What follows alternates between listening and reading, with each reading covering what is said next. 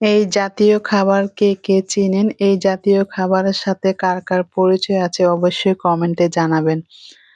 বাঙালিদের অতি প্রিয় একটি খাবার, তার নাম দিয়েছি আমি জাতীয় খাবার আরকি। শীতের সকালে গরম, গরম ধোয়া ওঠা খুদে ভাতের সাথে যদি ভর্তা থাকে তাহলে তো কোনো কথাই নেই, তাই না? হ্যালো এভরিওয়ান, আসসালামু আলাইকুম। কেমন আছেন সবাই? কি অবস্থা আপনাদের? আই হোপ সবাই অনেক বেশি ভালো আছেন এবং সুস্থ আছেন। আলহামদুলিল্লাহ পরিবারের সবাইকে নিয়ে ভালো আছি। নতুন দিনে নতুন আরেকটি ব্লগ ভিডিও নিয়ে হাজির হলাম। আমি রেশমা ঢাকা থেকে বলছি। আশা করি আজকের ভিডিওটিও আপনাদের কাছে অনেকটাই ভালো লাগবে। সকালবেলা জাতীয় খাবারের পর্ব শেষ করে বাচ্চাদের জন্য আরেকটি জাতীয় খাবার তৈরি করব। আশা করি আমার ভিডিও জুড়ে আপনারা থাকবেন। এই তো চলে এসেছি রান্নার প্রসেসে। আমি আজকে বিরিয়ানি রান্না করব। এটা আমাদের বাচ্চাদের সব বাচ্চাদেরই জাতীয় খাবার বলতে পারেন। যদিও আমার কাছে বেশি একটা ভালো লাগে না। তারপরেও বাচ্চাদের আবদার মিটাতে হয়। আমি আজকে ভেবেছি দুপুরে ভাত, ভর্তা যেহেতু ছিল ভাত বা মাছ করব আর সাথে কিছু সবজি থাকবে। আমি সেজন্য মুরগিটা কেটে নিয়েছি রান্নার প্রসেস করে। আমার ছেলেরা বলতেছে না বিরিয়ানি খাবে। তো রান্নার প্রসেস মুরগি দিয়ে বিরিয়ানিটা করব আজকে। তো আমি জানি না আজকে ভিডিওতে আমার বন্ধুরা আর প্রিয় আপু এবং ভাই বোনেরা আমার সাথে আছেন কিনা। যদি থেকে থাকেন এই পর্যন্ত তাহলে আমার ভিডিও ব্লগে যদি কোথাও কোনো অংশ ভালো লেগে যায় প্লিজ লাইকটা দিতে ভুলবেন না। আর এই ধরনের ব্লগ যদি আপনি দ্বিতীয়বার দেখতে চান তাহলে আমার চ্যানেলটা সাবস্ক্রাইব করে আমার পরিবারের সদস্য হতে পারেন। অলরেডি যে সকল বন্ধুরা এই কাজটা করে ফেলেছেন তাদেরকে অসংখ্য ধন্যবাদ। প্যাকেটের মসলা দিয়ে রান্না করব, সাথে কিছু বাসার যে রেগুলার মসলা সেগুলোও দিব। আর এখানে টক দই আমার হাতের বানানো ছিল, সাথে একটু দুধ মিশিয়েছি, অল্প একটু দই ছিল আরকি।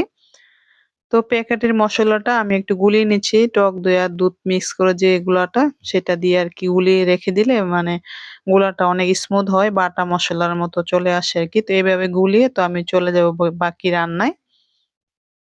মানুষের রান্না-বান্না আসলে সবসময় নির্ধারণ করা হয় বাচ্চাদের উপরে। এখন যেহেতু যাদের সংসারে বাচ্চা-কাচ্চা আছে আরকি।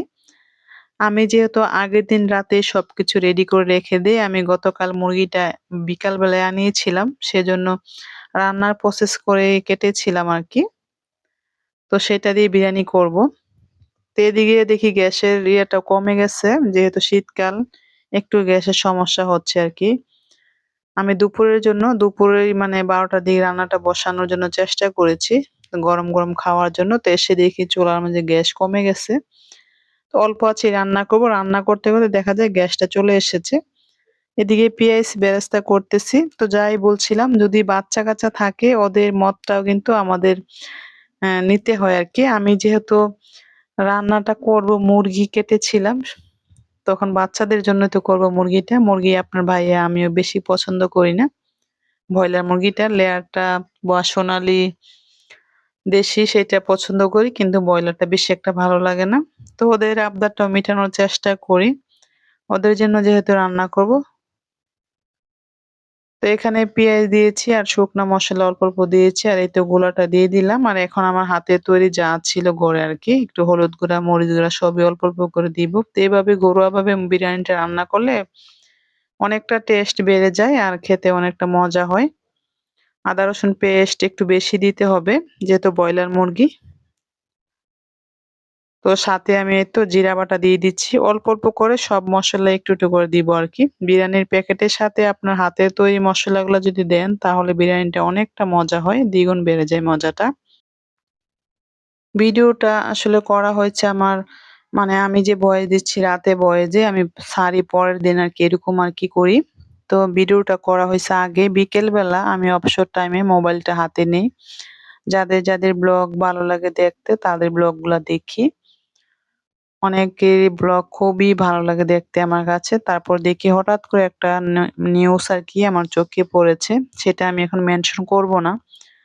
আমি সঠিকটা জেনে তারপরে নেক্সট এ অবশ্যই মেনশন করব। আমার মানে কি বলবো? হাত-পা মনে ভেঙে গেছে। আমি যে বয়সটা দিচ্ছি অনেকটা কষ্ট হচ্ছে আমার। মানে সারাক্ষণ ওই বিকেল থেকে যতক্ষণ পর্যন্ত আমি মানে আছি, মাথার মধ্যে শুধু ঘুরতেছে ওই কথাটাই মানে আদৌ সত্য কিনা। আর আল্লাহকে অনেক ডাকতেছি। খুবই খারাপ লাগতেছে, কি বলবো, বাসায় প্রকাশ করতে পারতেছি না। আমি এখন মেনশন করব না। আমি দোয়া করতেছি যেন এটা না হয়। তারপর যে যেটা ঘটে, যেটা রটে অবশ্যই একটু ঘটে। আর যেহেতু এটা একটা আপুরির থেকে দেখেছি বা শুনেছি, আমার মনে হচ্ছে যে সত্যিই হবে, কিন্তু আমি মানতে পারতেছি না জিনিসটা। কথা বলতে, বলতে বিরিয়ানি রান্না হয়ে গেছে। দুঃখের বিষয় আজকে মানে কখনো কারেন্ট যায় না আমার বাসায়, হঠাৎ করে কারেন্ট চলে গেছে। আর আমার সার্ভিস চার্জের সাথে আমাদের আইপিএস এর বিলটা একসাথে এড করা।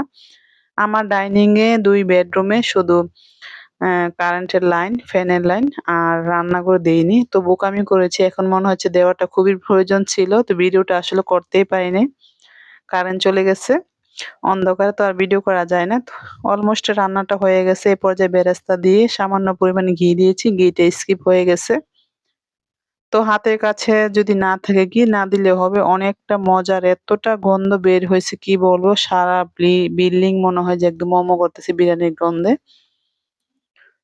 এই তো চুলাটা একদম অফ করে দিয়েছি। ৫ মিনিট এভাবে বসিয়ে রাখবো চুলায়।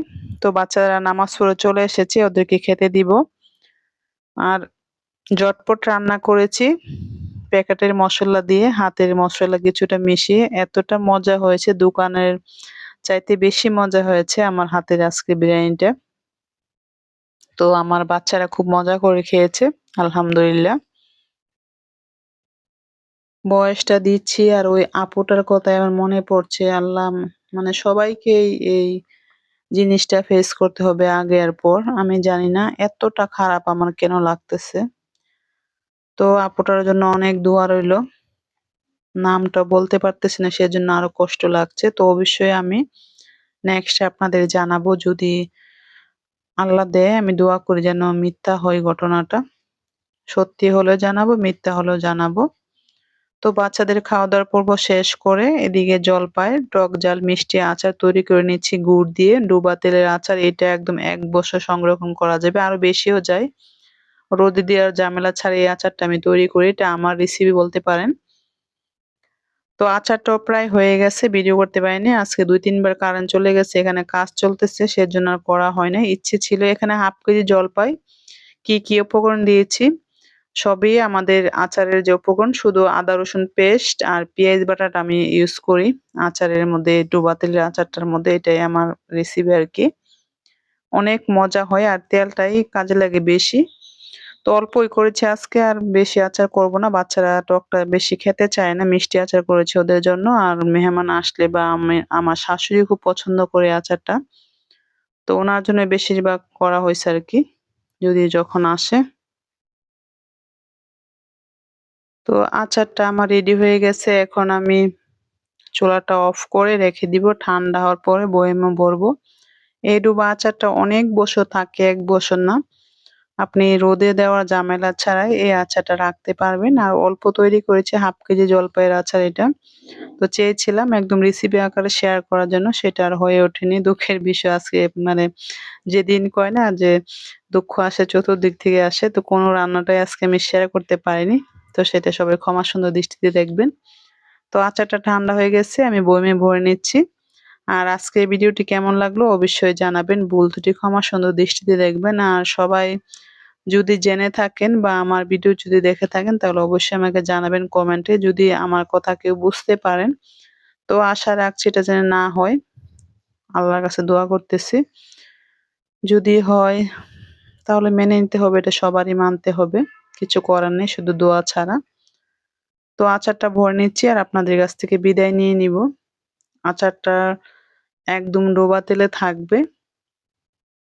এই তেলটা দিয়ে আপনি ঝালমুড়ি বানায়ে খেতে পারবেন।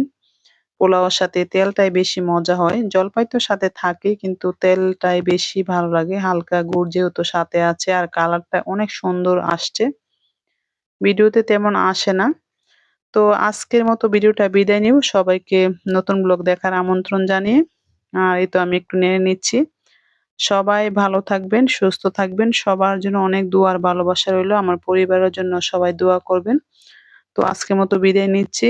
আল্লাহ হাফেজ। আসসালামু আলাইকুম।